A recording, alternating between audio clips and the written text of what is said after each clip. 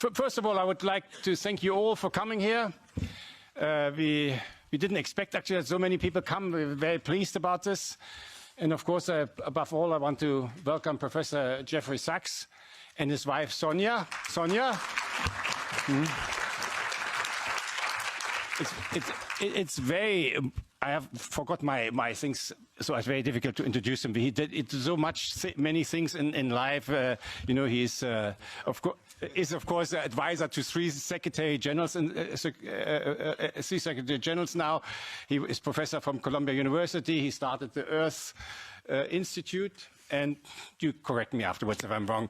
And now you're director of the Center for Sustainable Development Solutions, all these things. Sonia, I forgot most of it. There's much more. But I want to say something more personally, because I know Jeff for some time. You know, and I know, of course, the international field more than this parliament. I've never met any person who is so well connected internationally than Jeff. So well connected, both in the religious areas, he went to the Vatican, but also in the political areas. Jeff can go anywhere in the world and they will know him, whether it's the Middle East, whether it's in China, whether it's in Moscow, hopefully very soon also again in Kiev, and whether it's in Africa or Latin America. And he has a very long experience. I would say the people he knows are alive or dead, because he does this type of job since a very long time. What I think is also, at least from my point of view, so special about Jeff is that he's always remained an advisor. He has never tried to enter any political field, to align with any political party, so he has remained independent, and that, of course, adds to his credibility. And I think that's also the reason, at least for me, and maybe many of you will agree, that he has become a spokesman in economics, sustainable development, environment, and of course in politics. And today, Jeff is probably the person in the world to speak up for peace, everywhere for peace, which is all these things combined. And therefore, I'm very happy that you're here, and very proud also that you followed my our invitations. And he will talk about the geopolitics of peace. Now, Jeff is coming now to the Parliament when we are, the European Union is in turmoil for whatever. I don't want to value this, but I think we have now the Ukraine war. It's an American initiative. Europe will not sit on the table, although this is a war on European soil. And so we are in a very difficult situation. I think we don't know in what directions to go. I'm here since 6 months in this parliament, and for somebody who worked for the UN, I was actually quite shocked to learn that this parliament speaks only about war, and that you can, with force, create solutions.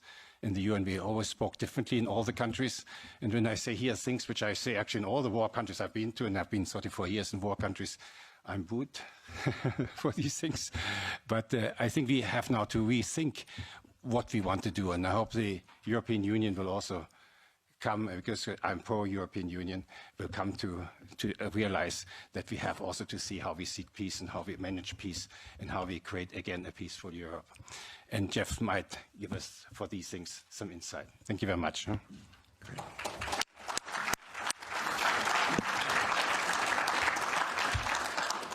Michael, thank you so much, and thanks to all of you for the chance to be together and to think together.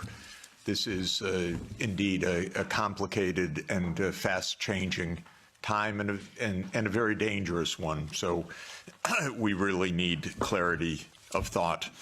I'm especially interested in our conversation, so I'll try to be as succinct and clear as I can be.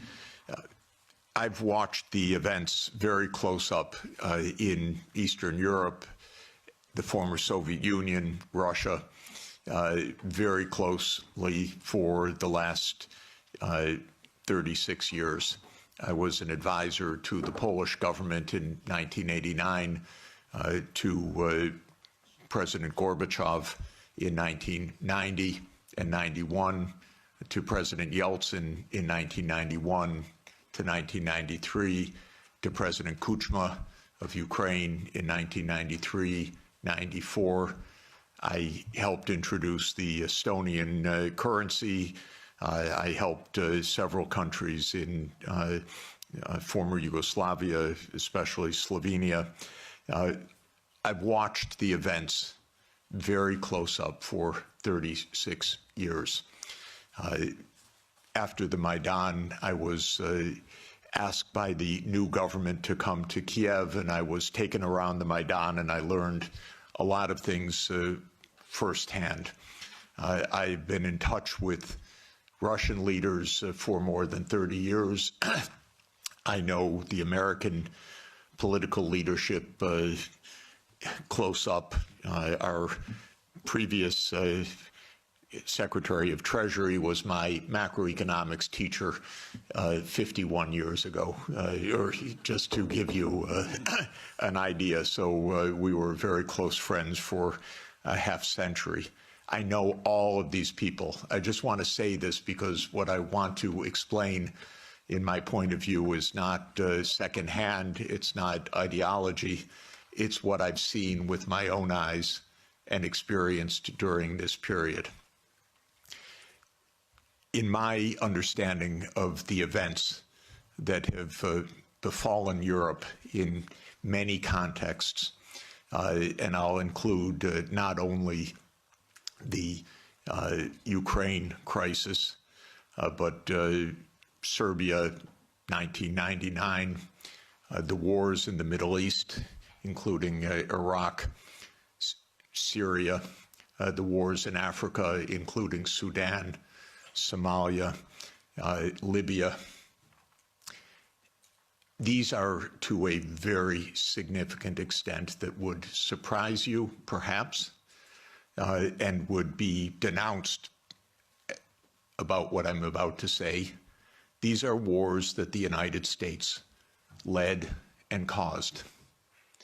And this has been true for more than 40 years now. What happened, more than 30 years, I should say, to be more precise. The United States came to the view,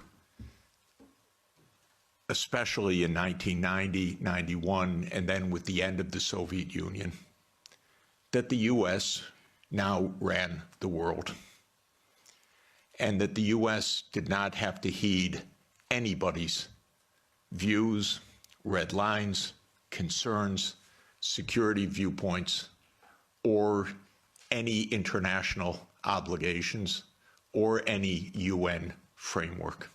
I'm sorry to put it so plainly, but I do want you to understand.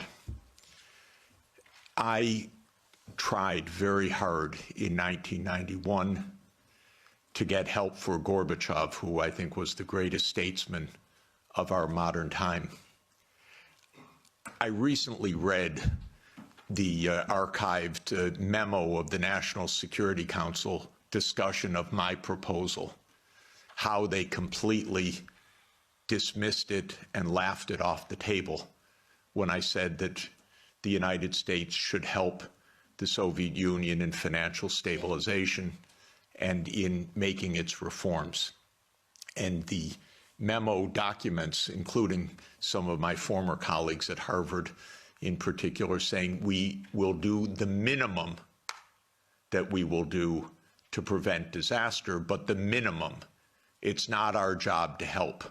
Quite the contrary, it's not our interest to help. When the Soviet Union ended in 1991, the view became even more exaggerated. And I can name chapter and verse, but the view was we run the show. Cheney, Wolfowitz, and many other names that you will have come to know literally believed this is now a U.S. world, and we will do as we want. We will clean up from the former Soviet Union. We will take out any remaining allies. Countries like Iraq, Syria, and so forth will go. And we've been experiencing this foreign policy for now essentially 33 years. Europe has paid a heavy price for this. because Europe has not had any foreign policy during this period that I can figure out.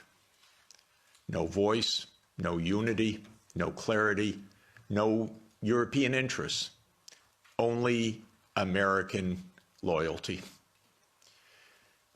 There were moments where there were disagreements, and very, I think, wonderful disagreements, especially in the last time of significance was 2003 in the Iraq War, when France and Germany said we don't support the United States going around the UN Security Council for this war. That war, by the way, was directly concocted by Netanyahu and his colleagues in the US Pentagon. I'm not saying that it was a link or mutuality. I'm saying it was a direct war. That was a war carried out for Israel. It was a war that Paul Wolfowitz and Douglas Feith coordinated with Netanyahu. And that was the last time that Europe had a voice. And I spoke with European leaders then, and they were very clear, and it was quite wonderful. Europe lost its voice entirely after that, but especially in 2008.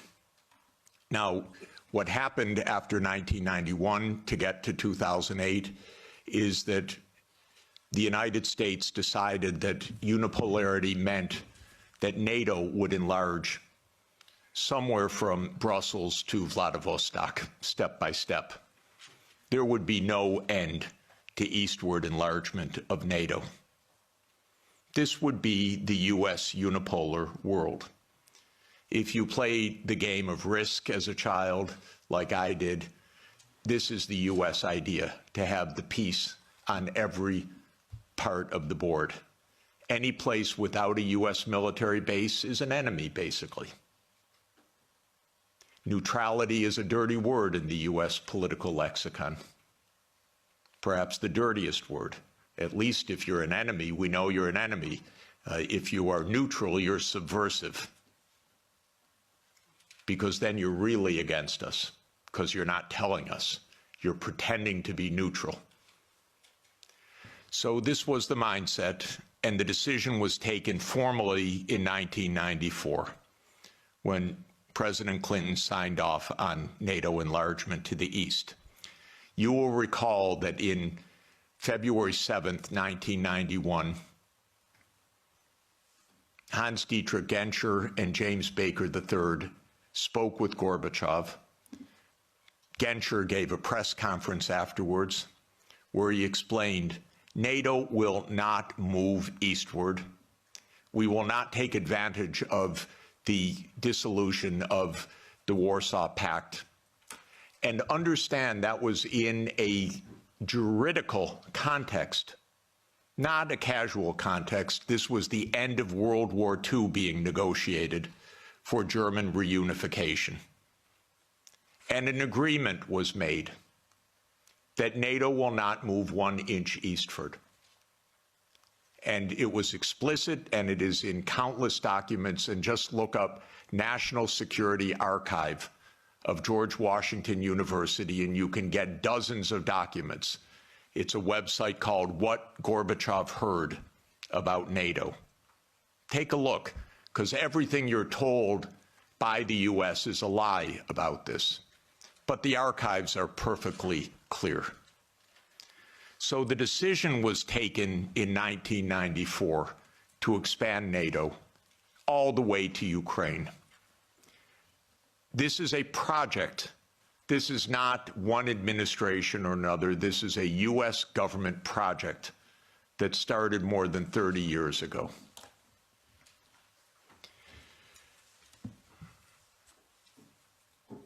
In 1997, Zbigniew Brzezinski wrote The Grand Chessboard. That is not just musings of Mr. Brzezinski. That is the presentation of the decisions of the United States government explained to the public, which is how these books work. And the book describes the eastward enlargement of Europe and of NATO as simultaneous events.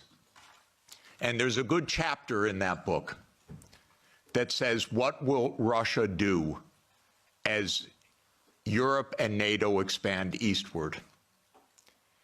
And I knew Zbigniew Brzezinski personally. He was very nice to me. I was advising Poland. He was a big help. He was a very nice and smart man, and he got everything wrong. So in 1997, he wrote in detail why Russia could do nothing but accede to the eastward expansion of NATO and Europe. In fact, he says the eastward expansion of Europe, and not just Europe, but NATO. This was a plan, a project. And he explains how Russia will never align with China. Unthinkable. Russia will never align with Iran. Russia has no vocation other than the European vocation. So as Europe moves east, there's nothing Russia can do about it. So says yet another American strategist. Is it any question why we're in war all the time? Because one thing about America is we always know what our counterparts are going to do, and we always get it wrong. And one reason we always get it wrong is that in game theory that the American strategists play, you don't actually talk to the other side. You just know what the other side's strategy is. It's wonderful. It saves so much time. You don't need any diplomacy. So this project began, and we had a continuity of government for 30 years, until maybe yesterday, perhaps. 30 years of a project. Ukraine and Georgia were the keys to the project. Why? Because America learned everything it knows from the British. And so we are the wannabe British Empire. And what the British Empire understood in 1853, Lord Palmerston, excuse me, is that you surround Russia in the Black Sea and you deny Russia access to the Eastern Mediterranean, and all you're watching is an American project to do that in the 21st century. The idea was that there would be Ukraine, Romania, Bulgaria, Turkey, and Georgia as the Black Sea littoral that would deprive Russia of any international status by blocking the Black Sea and essentially by neutralizing Russia as more than a local power. Brzezinski's completely clear about this. And before Brzezinski, there was Mackinder. And who owns the island of the world owns the world. So this project goes back a long time. I think it goes back basically to Palmerston. And again, I've lived through every administration. I've known these presidents. I've known their teams. Nothing changed much from Clinton to Bush to Obama to Trump 1 to Biden. Maybe they got worse step by step. Biden was the worst in my view. Maybe also because he was not compos mentis for the last couple of years. And I say that seriously, not as a snarky remark. The American political system is a system of image. It's a system of media manipulation every day. It is a PR system. And so you could have a president that basically doesn't function and have that in power for 2 years and actually have that president run for re-election. And one damn thing is he had to stand on a stage for 90 minutes by himself. And that was the end of it. Had it not been that mistake, he would have gone on to have his candidacy, whether he was sleeping after 4 p.m. in the afternoon or not. So this is actually the reality. Everybody goes along with it. It's impolite to say anything that I'm saying, because we don't speak the truth about almost anything in this world right now. So this project went on from the 1990s, bombing Belgrade 78 straight days in 1999 was part of this project. Splitting apart the country when borders are sacrosanct, aren't they indeed, except for Kosovo. That's fine, because borders are sacrosanct except when America changes them. Sudan was another related project. The South Sudan rebellion. Did that just happen because South Sudanese rebelled? Or can I give you the CIA playbook to please understand, as grown-ups, what this is about? Military events are costly. They require equipment, training, base camps, intelligence, finance. That comes from big powers. That doesn't come from local insurrections. South Sudan did not defeat North Sudan or Sudan in a tribal battle. It was a U.S. project. I would go often to Nairobi and meet U.S. military or senators or others with deep interests in Sudan's politics. This was part of the game of unipolarity. So the NATO enlargement, as you know, started in 1999 with Hungary, Poland, and the Czech Republic. And Russia was extremely unhappy about it. But these were countries still far from the border. And Russia protested, but of course to no avail. Then George Bush Jr. came in. When 9/11 occurred, President Putin pledged all support. And then the U.S. Decided in September 20th, 2001, that it would launch 7 wars in 5 years. And you can listen to General Wesley Clark online talk about that. He was NATO's supreme commander in 1999. He went to the Pentagon on September 20th, 2001. He was handed the paper explaining 7 wars. These, by the way, were Netanyahu's wars. The idea was partly to clean up old Soviet allies and partly to take out supporters of Hamas and Hezbollah. Because Netanyahu's idea was there will be one state, thank you, only one state. It will be Israel. Israel will control all of the territory. And anyone that objects, we will overthrow. Not we exactly, our friend, the United States. That's U.S. policy until this morning. We don't know whether it will change. Now, the only wrinkle is that maybe the U.S. will own Gaza instead of Israel owning Gaza. But the idea has been around at least for 25 years. It actually goes back to a document called Clean Break that Netanyahu and his American political team put together in 1996 to end the idea of the two-state solution. You can also find it online. So these are projects. These are long-term events. These aren't, is it Clinton? Is it Bush? Is it Obama? That's the boring way to look at American politics, as the day-to-day game, but that's not what American politics is. So the next round of NATO enlargement came in 2004 with 7 more countries.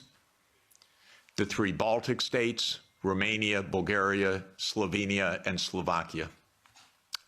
At this point, Russia was pretty damn upset. This was a complete violation of the post-war order agreed with German reunification. Essentially, it was a fundamental trick or defection of the U.S. from a cooperative arrangement, is what it amounted to, because they believe in unipolarity. So as everybody recalls, because we just had the Munich Security Conference last week in 2007, President Putin said, stop, enough, enough, stop now. And of course, what that meant was in 2008, the United States jammed down Europe's throat enlargement of NATO to Ukraine and to Georgia. This is a long-term project. I listened to Mr. Saakashvili in New York in May of 2008, and I walked out, called Sonia, and said, this man's crazy. And a month later, a war broke out because the United States told this guy, we saved Georgia. And he stands at the Council on Foreign Relations, says, Georgia's in the center of Europe. Well, it ain't, ladies and gentlemen. It's not in the center of Europe. And the most recent events are not helpful for Georgia, for its safety, and your MPs going there, or MEPs going there, and European politicians. That gets Georgia destroyed. That doesn't save Georgia. That gets Georgia destroyed, completely destroyed. In 2008, as everybody knows, our former CIA director, William Burns, sent a long message back to Condoleezza Rice. Niet means niet, about expansion. This we know from Julian Assange, because believe me, not one word is told to the American people about anything, or to you, or by any of your newspapers these days. So we have Julian Assange to thank, but we can read the memo in detail. As you know, Viktor Yanukovych was elected in 2010 on the platform of neutrality. Russia had no territorial interests or designs in Ukraine at all. I know, I was there during these years. What Russia was negotiating was a 25-year lease to 2042 for Sevastopol Naval Base. That's it. Not for Crimea, not for the Donbass, nothing like that. This idea that Putin is reconstructing the Russian Empire, this is childish propaganda, excuse me. If anyone knows the day-to-day and year-to-year history, this is childish stuff. Childish stuff seems to work better than adult stuff. So, no designs at all. The United States decided this man must be overthrown. It's called a regime change operation. There have been about 100 of them by the United States, many in your countries, and many all over the world. That's what the CIA does for a living. Okay? Please know it. It's a very unusual kind of foreign policy. But in America, if you don't like the other side, you don't negotiate with them, you try to overthrow them. Preferably covertly. If it doesn't work covertly, you do it overtly. You always say it's not our fault, they're the aggressor, they're the other side, they're Hitler. That comes up every 2 or 3 years. Whether it's Saddam Hussein, whether it's Assad, whether it's Putin, that's very convenient. That's the only foreign policy explanation the American people are ever given anywhere. Well, we're facing Munich 1938. Well, we're facing Munich 1938. Can't talk to the other side. They're evil, implacable foes. That's the only model of foreign policy we ever hear from our mass media. And the mass media repeats it entirely because it's completely suborned by the US government. Now, in 2014, the U.S. worked actively to overthrow Yanukovych. Everybody knows the phone call intercepted by my Columbia University colleague, Victoria Nuland, and the U.S. Ambassador Peter Piot. You don't get better evidence. The Russians intercepted her call and they put it on the internet. Listen to it, it's fascinating. I know all these people. By the way, by doing that, they all got promoted in the Biden administration. That's the job. Now, when the Maidan occurred, I was called immediately. Oh, Professor Sachs, the new Ukrainian prime minister would like to see you to talk about the economic crisis. Because I'm pretty good at that.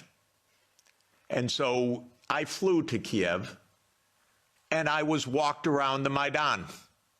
And I was told how the U.S. paid the money for all the people around the Maidan. Spontaneous, revolution of dignity. Ladies and gentlemen, please, where do all these media outlets come from? Where does all this organization come from? Where do all these buses come from? Where do all these people called in come from? Are you kidding? This is organized effort. And it's not a secret, except to citizens of Europe and the United States. Everyone else understands it quite clearly. Then came Minsk, and especially Minsk II, which, by the way, was modeled on South Tyrolean autonomy. And the Belgians could have related to Minsk II very well. It said there should be autonomy for the Russian-speaking regions in the east of Ukraine. It was supported unanimously by the UN Security Council. The United States and Ukraine decided it was not to be enforced. Germany and France, which were the guarantors of the Normandy process, let it go. And it was absolutely another direct American unipolar action, with Europe, as usual, playing completely useless subsidiary role, even though it was a guarantor of the agreement. Trump won, raised the armaments. There were many thousands of deaths in the shelling by Ukraine in the Donbass. There was no Minsk II agreement. And then Biden came into office. And again, I know all these people. I used to be a member of the Democratic Party. I now am strictly sworn to be a member of no party, because both are the same anyway, and because this is, the Democrats became complete warmongers over time, and there was not one voice about peace, just like most of your parliamentarians, the same way. So at the end of 1991, Putin put on the table a last effort in two security agreement drafts, one with Europe and one with the United States. The U.S. put on the table December 15th, 2021. I had an hour call with Jake Sullivan in the White House, begging, Jake, avoid the war. You can avoid the war. All you have to do is say, NATO will not enlarge to Ukraine. And he said to me, oh, NATO's not going to enlarge to Ukraine. Don't worry about it. I said, Jake, say it publicly. No, we can't say it publicly. Say, Jake, you're going to have a war over something that isn't even going to happen? He said, don't worry, Jeff, there will be no war. These are not very bright people. I'm telling you, if I can give you my honest view, they're not very bright people. And I've dealt with them for more than 40 years. They talk to themselves. They don't talk to anybody else. They play game theory. In non-cooperative game theory, you don't talk to the other side. You just make your strategy. This is the essence of game theory. It's not negotiation theory. It's not peacemaking theory. It is unilateral, non-cooperative theory, if you know formal game theory. That's what they play. It started at the Rand Corporation. That's what they still play. In 2019, there's a paper by Rand, How Do We Extend Russia? Do you know they wrote a paper, which Biden followed, How Do We Annoy Russia? That's literally the strategy. How do we annoy Russia? We're trying to provoke it, trying to make it break apart, maybe have regime change, maybe have unrest, maybe have economic crisis. That's what you call your ally. Are you kidding? So I had a long and frustrating phone call with Sullivan. I was standing out in the freezing cold. I happened to be trying to have a ski day. And there I was, Jake, don't have the war. Oh, there'll be no war, Jeff. We know a lot of what happened the next month, which is that they refused to negotiate. The stupidest idea of NATO is the so-called open door policy. Are you kidding? NATO reserves the right to go where it wants without any neighbor having any say whatsoever? Well, I tell the Mexicans and the Canadians, don't try it. You know, Trump may want to take over Canada. So Canada could say to China, why don't you build a military base in Ontario? I wouldn't advise it. And the United States would not say, well, it's an open door. That's their business. I mean, they can do what they want. That's not our business. But grown-ups in Europe repeat this. In Europe, in your commission, your high representative.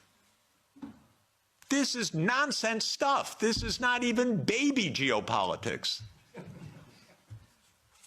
This is just not thinking at all. So the war started. What was Putin's intention in the war? I can tell you what his intention was. It was to force Zelensky to negotiate neutrality. And that happened within 7 days of the start of the invasion. You should understand this, not the propaganda that's written about this. Oh, that they failed and he was going to take over Ukraine. Come on, ladies and gentlemen, understand something basic. The idea was to keep NATO, and what is NATO? It's the United States, off of Russia's border. No more, no less. I should add one very important point. Why are they so interested? First, because if China or Russia decided to have a military base on the Rio Grande or in the Canadian border, not only would the United States freak out, we'd have war within about 10 minutes, but because the United States unilaterally abandoned the anti-ballistic missile treaty in 2002 and ended the nuclear arms control framework by doing so. And this is extremely important to understand. The nuclear arms control framework is based on trying to block a first strike. The ABM treaty was a critical component of that. The U.S. unilaterally walked out of the ABM treaty in 2002. It blew a Russian gasket. So everything I've been describing is in the context of the destruction of the nuclear framework as well. And starting in 2010, the U.S. put in Aegis missile systems in Poland and then in Romania. And Russia doesn't like that. And one of the issues on the table in December and January, December 2021, January 2022, was, does the United States claim the right to put missile systems in Ukraine? And Blinken told Lavrov in January 2022, the United States reserves the right to put missile systems wherever it wants. That's your putative ally. And now let's put intermediate missile systems back in Germany. The United States walked out of the INF Treaty unilaterally in 2019. There is no nuclear arms framework right now. None. When Zelensky said in 7 days, let's negotiate, I know the details of this exquisitely because I've talked to all the parties in detail. Within a couple of weeks, there was a document exchanged that President Putin had approved, that Lavrov had presented, that was being managed by the Turkish mediators. I flew to Ankara to listen in detail to what the mediators were doing. Ukraine walked away unilaterally from a near agreement. Why? Because the United States told them to. Because the UK added icing to the cake by having Bojo go in early April to Ukraine and explain. And he has recently, and if your security is in the hands of Boris Johnson, God help us all. Keith Starmer turns out to be even worse. It's unimaginable, but it is true. Boris Johnson has explained, and you can look it up on the website, that what's at stake here is Western hegemony.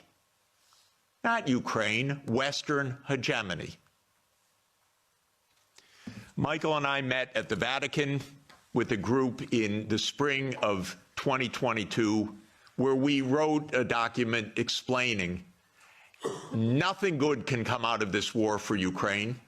Negotiate now, because anything that takes time will mean massive amounts of deaths, risk of nuclear escalation, and likely loss of the war. I want to change one word from what we wrote then. Nothing was wrong in that document. And since that document, since the U.S. talked the negotiators away from the table, about 1 million Ukrainians have died or been severely wounded. And the American senators, who are as nasty and cynical and corrupt as imaginable, say this is wonderful expenditure of our money because no Americans are dying. It's the pure proxy war. One of our senators nearby me, Blumenthal, says this out loud. Mitt Romney says this out loud. It's best money America can spend. No Americans are dying. It's unreal. Now, just to bring us up to yesterday, this failed. This project failed. The idea of the project was that Russia would fold its hand. The idea all along was Russia can't resist, as Zbigniew Brzezinski explained in 1997. The Americans thought, we have the upper hand. We're going to win because we're going to bluff them. They're not really going to fight. They're not really going to mobilize. The nuclear option of cutting them out of SWIFT, that's going to do them in. The economic sanctions, that's going to do them in. The HIMARS, that's going to do them in. The ATACMS, the F-16s. honestly, I've listened to this for 70 years. I've listened to it as semi-understanding, I'd say, for about 56 years. They speak nonsense every day. My country, my government. This is so familiar to me, completely familiar. I begged the Ukrainians, and I had a track record with the Ukrainians. I advised the Ukrainians. I'm not anti-Ukrainian, I'm pro-Ukrainian completely. I said, save your lives, save your sovereignty, save your territory, be neutral. Don't listen to the Americans. I repeated to them the famous adage of Henry Kissinger, that to be an enemy of the United States is dangerous, but to be a friend is fatal. Okay, so let me repeat that for Europe. To be an enemy of the United States is dangerous, but to be a friend is fatal. So let me now finalize a few words about Trump. Trump does not want the losing hand. This is why it is more likely than not this war will end, because Trump and President Putin will agree to end the war. If Europe does all its great warmongering, it doesn't matter. The war is ending. So get it out of your system. Please tell your colleagues. It's over. And it's over because Trump doesn't want to carry a loser. That's it. It's not some great morality. He doesn't want to carry a loser. This is a loser. The one that will be saved by the negotiations taking place right now is Ukraine. Second is Europe. Your stock market's rising in recent days by the horrible news of negotiations. I know this has been met with the sheer horror in these chambers, but this is the best news that you could get. Now, I encouraged, they don't listen to me, but I tried to reach out to some of the European leaders. Most don't want to hear anything from me at all. But I said, don't go to Kiev. Go to Moscow. Discuss with your counterparts. Are you kidding? You're Europe. You're 450 million people. You're $20 trillion economy. You should be the main economic trading partner of Russia. It's natural links. By the way, if anyone would like to discuss how the U.S. blew up Nord Stream, I'd be happy to talk about that.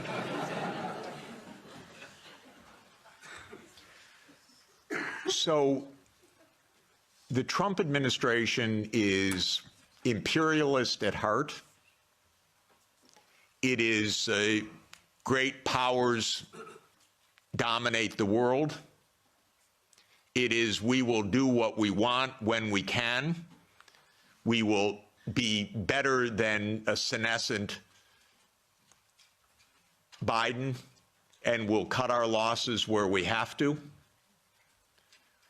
There are several war zones in the world, the Middle East being another. We don't know what will happen with that. Again, if Europe had a proper policy, you could stop that war. I'll explain how. But war with China is also a possibility. So I'm not saying that we're at the new age of peace, but we are in a very different kind of politics right now, and Europe should have a foreign policy, and not just a foreign policy of Russophobia, a foreign policy that is a realistic foreign policy that understands Russia's situation, that understands Europe's situation, that understands what America is and what it stands for, that tries to avoid Europe being invaded by the United States, because it's not impossible that America will just land troops in Danish territory. I'm not joking. And I don't think they're joking. And Europe needs a foreign policy, a real one. Not a, yes, we'll bargain with Mr. Trump and meet him halfway. You know what that will be like? Give me a call afterwards. Please don't have American officials as head of Europe. Have European officials. Please. Have a European foreign policy. You're going to be living with Russia for a long time, so please negotiate with Russia. There are real security issues on the table. But the bombast and the Russophobia is not serving your security at all.